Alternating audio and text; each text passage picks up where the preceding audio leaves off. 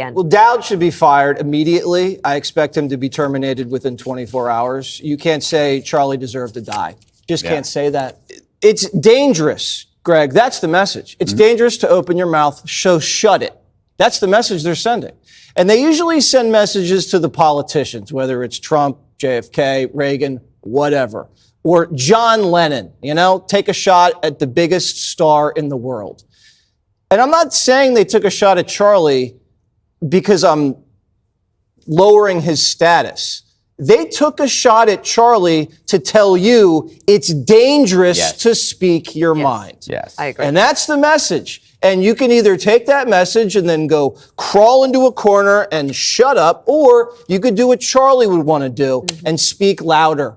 Yeah, no, the comments that he made live on air were absolutely disturbing. And MSNBC fired this guy after they had issued an apology moments after he went on air and said that Charlie Kirk deserved this, Now, he is not the only person that has been saying all of this. In fact, many media outlets and media figures from the left have come out apologizing because of the reaction from the left. Now, many people may not know what I'm talking about. MSNBC just fired Matthew Dowd. This guy is as woke as you can think. About the fact that he said this is absolutely blasphemous.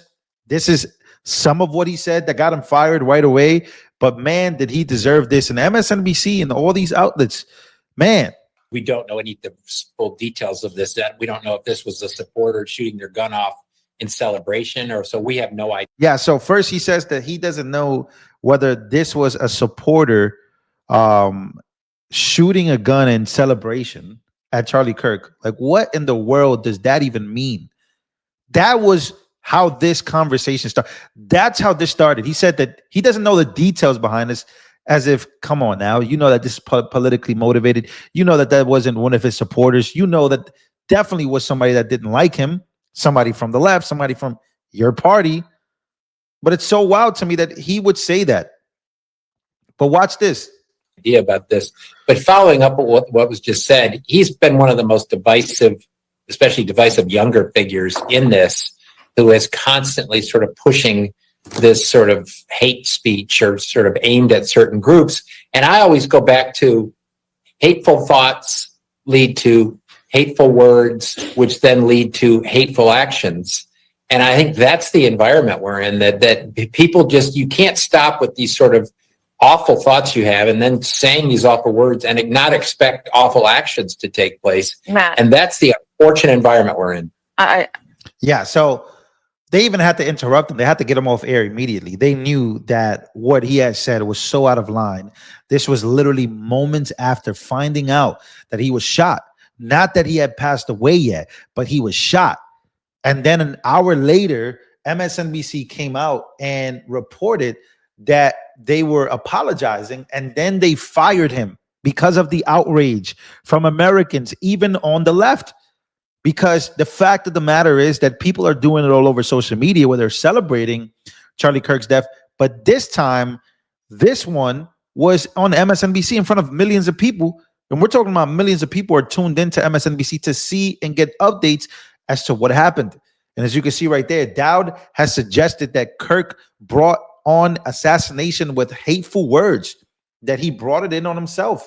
MSNBC has fired political analyst Matthew Dowd for suggesting hateful rhetoric from Turning Point USA co-founder Charlie Kirk led to his own assassination. Two sources familiar with the matter told Fox News Digital. The network previously denounced Dowd's comments on social media. So they did. They did that. They denounced his comments, but then they had to say the same thing. But it wasn't just him. It wasn't just him that said that. It was also people like J.B. Pritzker. It was many different people. Here's far left progressive Cenk Uygur, who was pretty much friends. He had friendly debates with Charlie Kirk, a lot of them. Watch what he has to say about the left. Charlie Kirk was shot in Utah, giving a speech there. I just found out he's passed away. I can't believe he's dead. He was shot in the neck. Some of you might have seen an elderly man being dragged away. It turns out it was not him. Authorities don't know who did it. Violence is not the answer. This is a horrific tragedy. And we're all in danger now. This is a terrible, terrible thing to do. Violence is intellectual surrender. It's giving up and saying, I'm a loser. I don't know how to win in a battle of ideas. I'm going to resort to violence like an animal. It is the very last thing anyone who's progressive or on the left would ever do. We are for nonviolence. We are for peace. We are for our fellow human beings and humanity overall. So I don't know who did this, but whoever they are, they're a monster, and they've done something terrible. That was not just a pundit. That was a human being. I'm so sorry to the Charlie Kirk family. You have a reaction from a far left progressive. A lot of far left progressives are very mad at him for having this opinion on the fact that Charlie Kirk passed. Another huge left-wing TikTok streamer was also getting a lot of hate. He was getting a lot of hate. Dean, his name is Dean Withers. He was on camera. He was live streaming, and he had a complete breakdown. Very reasonable. And the left hates to see this. They hate to see this guy's reaction because this guy usually, he battles against people like Charlie Kirk. He battles them. He debates them, right? From the left, from a leftist perspective. And this is his reaction. And many people are mad at him for having this reaction to Charlie Kirk. Take a listen. His wife and children were in attendance, dude. Imagine, you know, imagine being a 12-year-old, you know, watching your dad fucking die.